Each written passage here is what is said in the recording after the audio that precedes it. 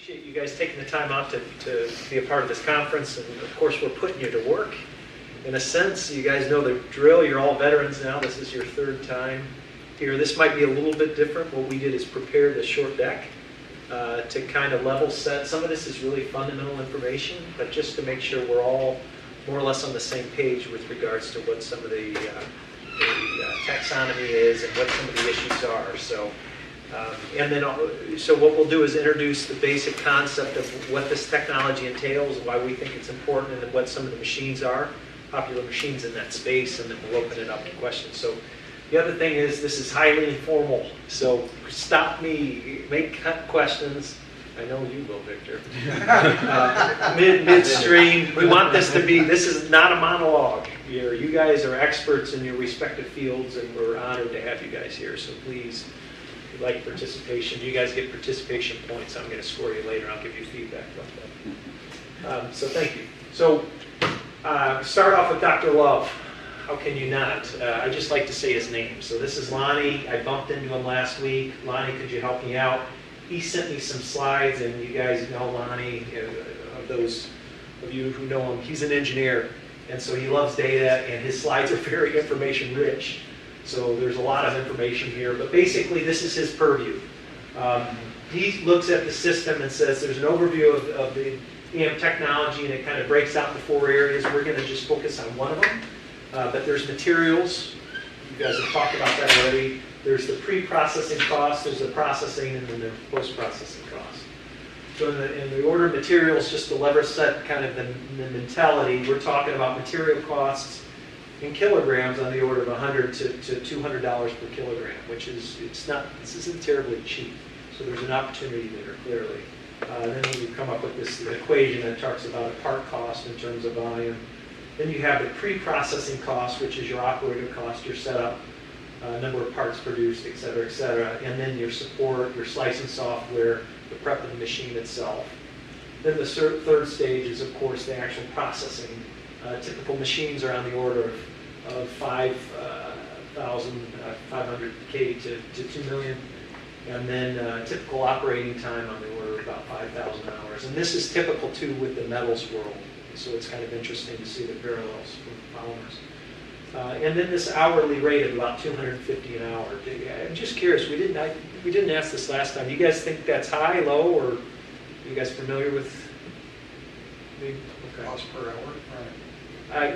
In the CNC world, for like machining metals, it's on the order of, typical shop rates are on the order of about $150. It can be as high as $200 an hour. When you get into metal additive manufacturing, it's about the same order, about $250. So. And then post-processing costs, part cleanup, machining, and treatment. I think this other slide on the right is interesting. I think it's interesting for the following reasons, because if we were here 5 years ago, we ironically probably wouldn't be here 5 years ago, because this industry really didn't exist. So large scale, of course, was an experiment. It started with the CRADA back in 2014 between Cincinnati that modified a machine for Oak Ridge National Labs and asked the question, what if? What if we could extrude at extremely high rates and we could actually build parts with structural characteristics? And this is the ecosystem that's evolved over a very short time frame, just over the last 4 years. So you can see the red are research institutions. There we are at Purdue in the center of Indiana. The blue are production facilities. The green is service bureaus. There's actually just one right now that I know of. There could be more. This was as of February or November of 2017. But this is an opportunity for growth, and it will increase the scale and throughput. But in Akron, Ohio, there's a service bureau that actually makes parts, and then material providers is in the orange, and then the equipment manufacturers, of course, in the red. And we're still kind of centered here in kind of the east and northeast. So any questions or comments thus far? No, it's kind of late in the day. Well, go back to that thing for a minute. So I was looking at that, looking at the state of Washington and the state of South Carolina. See, nothing in either state. Yeah. That can't be true. There's an airplane company that lives in those 2 states. Well, for less than $10, they have one. Yeah, that's And more 3Ds in California. They're metals, but No, this is all extrusion deposition. Plastics. This is all us. Which, if you think about it, in 5 years, that's happened. Yes, that's pretty quick. Yes. And this is, I think that's the other thing too, when additive technology, additive manufacturing is quite ubiquitous now and a bit amorphous. Means different things to different people. I went to a presentation, I focused mostly on metals, and they started with, their cover slide was a pyramid. And they said additive manufacturing's been around since the Egyptians, so. Questionable. Go figure. So that started the discussion. So, To a different yeah, and that wasn't during the social hour either, during the drinks. That would have been just fun. Well, this was actually during the presentation. So, but the good news is when you go to an additive conference, whether it be metals or polymers, things are changing. And that's exciting, and that's why we're here. Things are changing very, very quickly, so it creates opportunity. So again, very, very basic blocking and tackling here. There's really 3 steps. You print the near net shape, and you machine it to dimension. One of the questions that came up was whether or not even machining is necessary. And part of the conclusion was that, well, yeah, it is, because we're talking about really high tolerance on the order of thousands. So chances are, if you're going to trade off high rate of deposition and speed with accuracy, you're going to probably go with the speed and then come back and then machine the part. So that probably won't change, but perhaps it will. And then the finish coating too. That may or may not be a necessary 3rd step, and that will, we can talk about that in our discussion. So then if you look at just the basic kind of constituents of the machines, the components, there's really 4 systems. You have the frame. It's either a gantry or a pellet-based system. These large systems are all gantries. They're huge, and we'll talk about some of the dimensions next.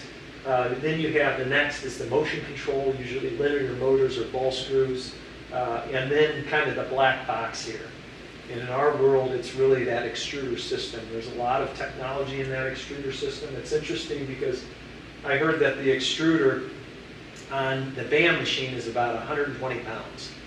And the extruder on one of the competitor machines, the Thermwood, is 1,200 pounds. So something happened over the course of a couple of years between the first mover for the BAM system that was developed in 2014, where they modified a laser cutting system down in Oak Ridge, and then what Thermwood decided and how they developed that. And so I think that's an indication of where some opportunity lies. But you have the injection screw, the melt pump, and then the nozzle. We had an ongoing discussion or debate about filament versus powder. Talk a little bit more about the economics and the throughput with pellet systems. These systems that we're talking about subsequently are all pellet systems. And then software, of course.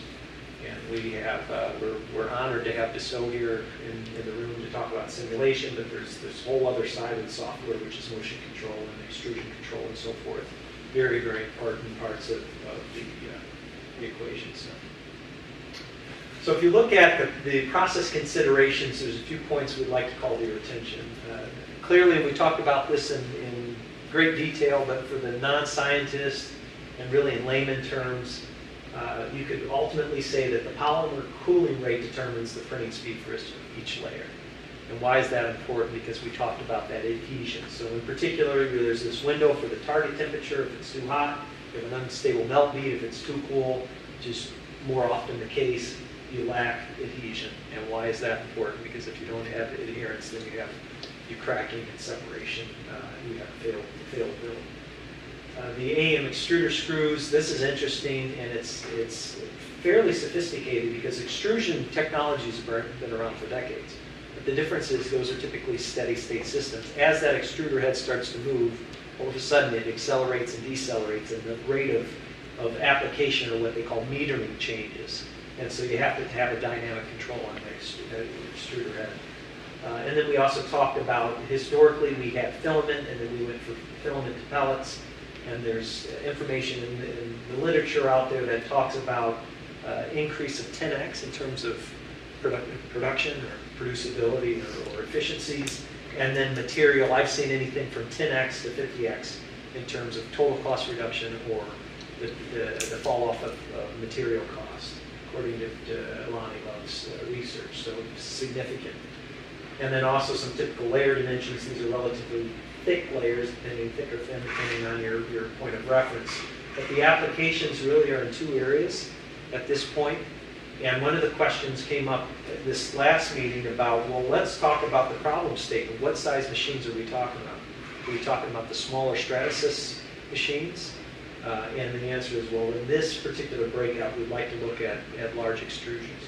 So for the large extrusions to date, really the focus has been on masking patterns for composite toolings, and then this layup tooling for these short run composites, and that includes both in and out of auto.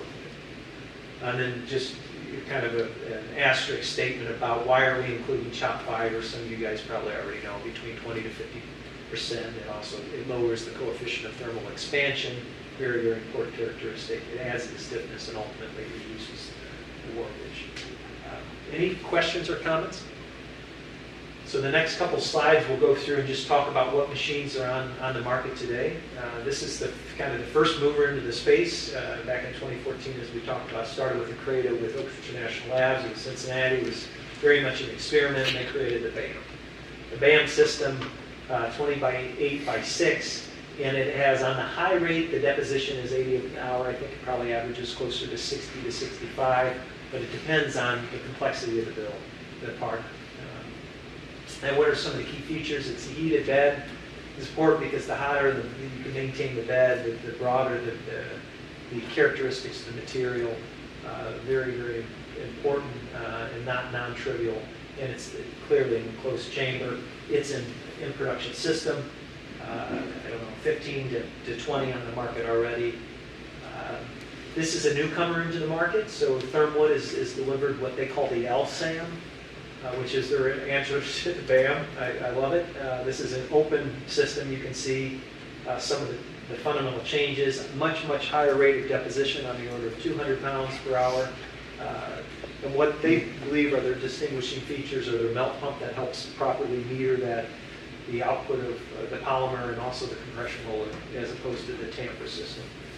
This is in production. And then these are the two newcomers. This is a large extruder by a company out in Colorado Springs, Colorado. And they've successfully delivered a number of smaller machines on the order of 5 by 5 by 4. But what they endeavor to do is deliver this, and that's what's actually pictured. But they actually are looking for a much, much larger machine, 10 by 45 by 8. And according to discussions with the company, their target deposition rate is on the order of 150 pounds per hour, which is pretty significant, and they talk about having a heated chamber on the order of 120 to 150 degrees C, and they talk about that being one of their differentiators because of the versatility of the products, the materials that they can process. And the last one we'll talk about is pretty substantial. So this is the WHAM. Not to be confused with George Michael's last album. So you look at the dimensionality, and I think the other thing too is, if you focus, and Professor Pipes brought this up earlier, that's a guy, and that's not a Lego, that's not a little Lego man. This is a huge, huge machine. And so this is in development. It's another creator with Oak Ridge National Labs. Kind of interesting to see if you talk to Cincinnati what they think about Ingersoll moving into the space, and they're unaffected because they believe this is a totally different market, and it is by the order of magnitude. If you look at how big, we're talking about 1,000 pounds per hour.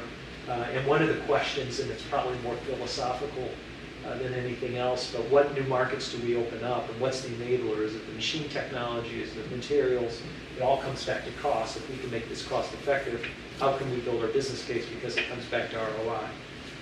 But it's really that new paradigm. But one of the things that showcases this technology they talk about, it's built modularity, and I think that's probably based on necessity, because if you didn't modularize this, you couldn't move the darn thing. But they say it can be easily customized as a consequence. They actually had a mock-up of this at IMTS last week in Chicago, if any of you went to that, and there's a great article that was covered by Composites World that goes into detail about this technology. So. Is the gantry the size of this room or something? Well, I don't know how big the mock-up was at IMTS, but I knew it took a long time for them to move. And it created it's a bigger story. than this room, isn't it? That's probably the height of this. This is 28 feet tall, this building. Yeah. There's a lot of space above here. Yeah, I assume he's 6 foot tall, so You're probably talking 20 feet. Yeah, I've been there. Huge machines. These are the tape layup machines for aerospace and stuff. Huge machines. And this is, But isn't it's, it based on tape layup technology? That's what I The understand. gantry system, yeah, but Ingersoll, their catch is going to be they can do tape layup, extrusion deposition, and machining all in the same system. There's a Caterpillar tractor and change out the heads, but other than that. Yeah, exactly. Right. yeah, and this is in Wisconsin? This They're in Rockford, Oh, Illinois. up in Rockford, okay. Yeah. Yeah, so then in closing, because it's time for you guys to talk, and hopefully you have at least some inputs, but I think it's a bit of a trite statement to say what the future holds in terms of what the aspirations are, but it's really quality and speed. So really increasing these larger print volumes, more degrees of freedom. We know that thermowood can print at angles, but now we're talking about robotic placement and 6 degree of freedom capability, more sophisticated software clearly for in-process control, speed, build accuracy, and so forth, and then stronger materials. And one of the things that we talked about towards the end is this whole issue of continuous fiber. I'm going to defer to you now that I know your company does. It can be done. It can be done. And really what's interesting is kind of in closing, right now we focused on tooling because that's the low-lying fruit. It's the most accessible, but eventually we want to get to serialized production parts. So, and you can see the same, kind of path in terms of metal additive manufacturing. We go from tooling to prototyping into production. And really that's a non-trivial step to get to serialized production as GE is realizing in their 3D metals printing. So with that, I would like to open up the floor. Comments, each of you has to Yeah. make one comment or we don't let you out. Yeah, lock that door. So the focus for the session was on Machines. large extruders because versus, say, by comparison with FDM, for example, say, so multi-jet fusion from HP or the carbon field process. Because that was the focus of discussion that you know, mass or what's the, anyway, it's a significant segment that's No, absolutely, Yeah. that's being excluded, yeah, that's a fear. Yeah, we're trying to get you to think about it within the confines of extrusion deposition. Yeah. We recognize there are other ways to do this. What machine technology needs to be next? It looks to me like, I don't know how you make anything bigger than Ingersoll's thing, right?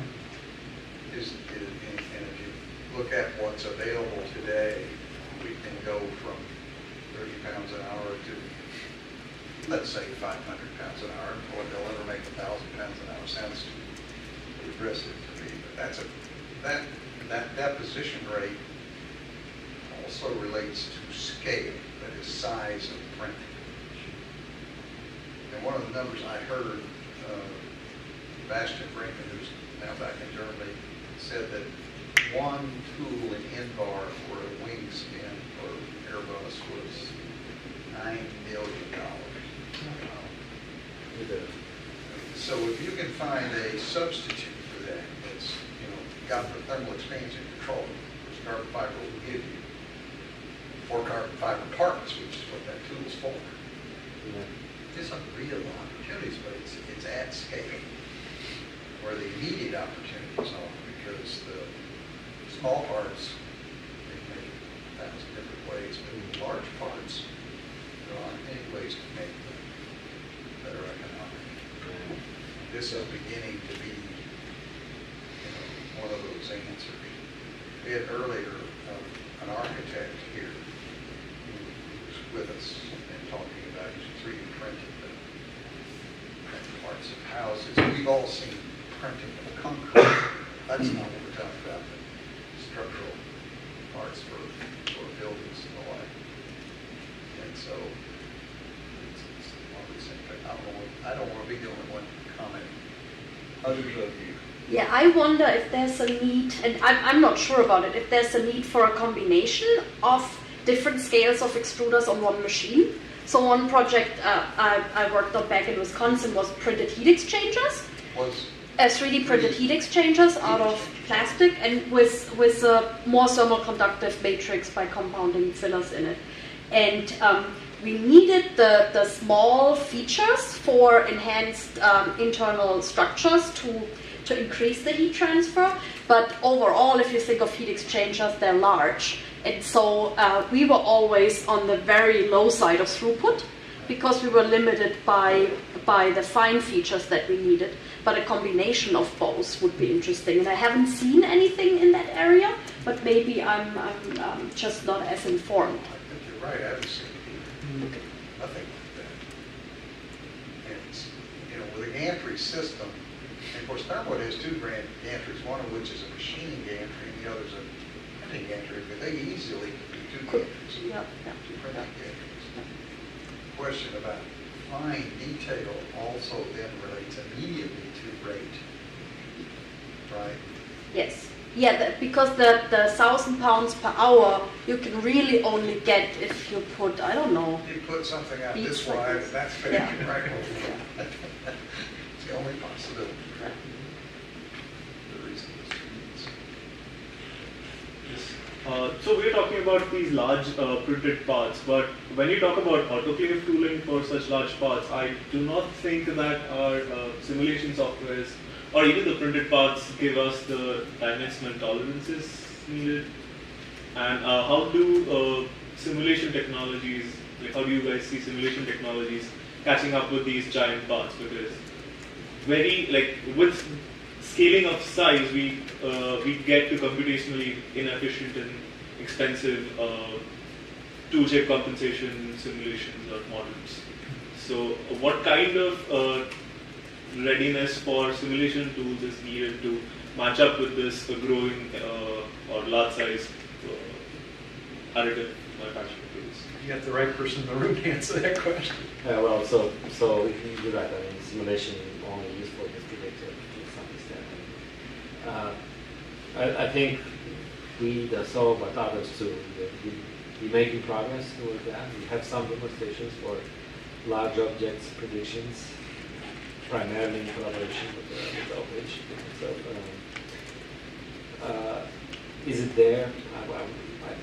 I would say the progress of the past 2 years in terms of what's the recipe to be predictive? It's kind of happened.